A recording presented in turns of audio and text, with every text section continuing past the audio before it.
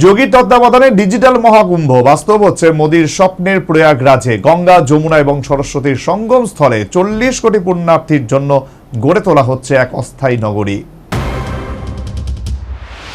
নরেন্দ্র মোদীর ডিজিটাল মহাকুম্ভের স্বপ্ন সার্থক করছেন উত্তরপ্রদেশের মুখ্যমন্ত্রী যোগী আদিত্যনাথ। স্বপ্নের বাস্তবায়নে রাজ্যের নতুন প্রতিষ্ঠিত ৭৬তম জেলা মহাকুম্ভ নগরে রেকর্ড সময়ে যাবতীয় নাগরিক পরিষেবা উপলব্ধ করেছেন যোগী। এই মুহূর্তে কুম্ভমেলা ২০২৫-এর প্রস্তুতি তুঙ্গে। আগামী বছর মহাকুম্ভর আসর নির্বিঘ্নে উদযাপন করা বিজেপি সরকারের সবথেকে বড় চ্যালেঞ্জ। সেই কাজ সাফল্যের সঙ্গে করছেন উত্তরপ্রদেশের মুখ্যমন্ত্রী যোগী আদিত্যনাথ। বাস্তবায়িত হচ্ছে প্রধানমন্ত্রী নরেন্দ্র মোদীর স্বপ্ন। ৩৫ থেকে ৪০ কোটি মানুষ জড়ো হবেন এবারের মহাকুম্ভে। তাদের জন্য জরুরি সব ব্যবস্থা করা হচ্ছে। রাস্তা থেকে সেতু, বিদ্যুৎ, পানীয় জল নিকাশি ব্যবস্থা, সব রকমের আধুনিক পরিষেবার বন্দোবস্ত করা হয়েছে। অসংখ্য তাঁবু খাটানো হচ্ছে। তৈরি করা হয়েছে ১.৫ লাখ অস্থায়ী শৌচাগার।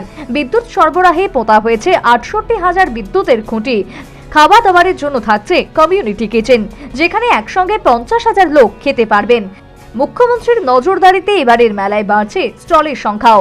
২০১৯-এর মেলায় যেখানে ৫,৫০০টি স্থান দেওয়া হয়েছিল সাধুদের, আখড়া ও অন্যান্য সংস্থার পরিষেবার জন্য, সেখানে এবার তা দেওয়া হচ্ছে ১০,০০০ আখড়া এবং সরকারি ও বেসরকারি পরিষেবা সংস্থাকে।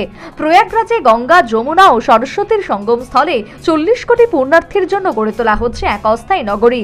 ১৫ বর্গমাইল এলাকায় গড়ে তোলা সেই অস্থায়ী নগরীর আয়তন নিউ ইয়র্ক নগরের ম্যানহাটন ১২ এলাকার ২/৩। ১৩ জানুয়ারি থেকে ২৬ জানুয়ারি পর্যন্ত চলবে হিন্দু পুণ্যার্থীদের সবথেকে বড় সমাবেশ। এবারে প্রথম মেলা আয়োজনে ডিজিটাল প্রযুক্তিকে ব্যাপক হারে কাজে লাগানো হয়েছে। যোগী সরকারের তরফে তৈরি করা হয়েছে Maha Kumbh land and facility allocation app. সেখান থেকে ক্লিক করলেই জানা যাচ্ছে পুণ্যার্থীদের প্রয়োজনের যাবতীয় তথ্য। এই অ্যাপের মাধ্যমে পরিষেবা মিলছে দ্রুত। মেলায় অংশগ্রহণের আবেদন করাও যাচ্ছে অ্যাপে। মেলা প্রাঙ্গণে স্থান পাওয়া এবং পরিষেবা সংক্রান্ত অনুমোদনে মিলেছে কিনা তাও বলে দেবে এই অ্যাপ। বিধিন সরকারের রিপোর্ট, নিউজ ভ্যানগার্ড।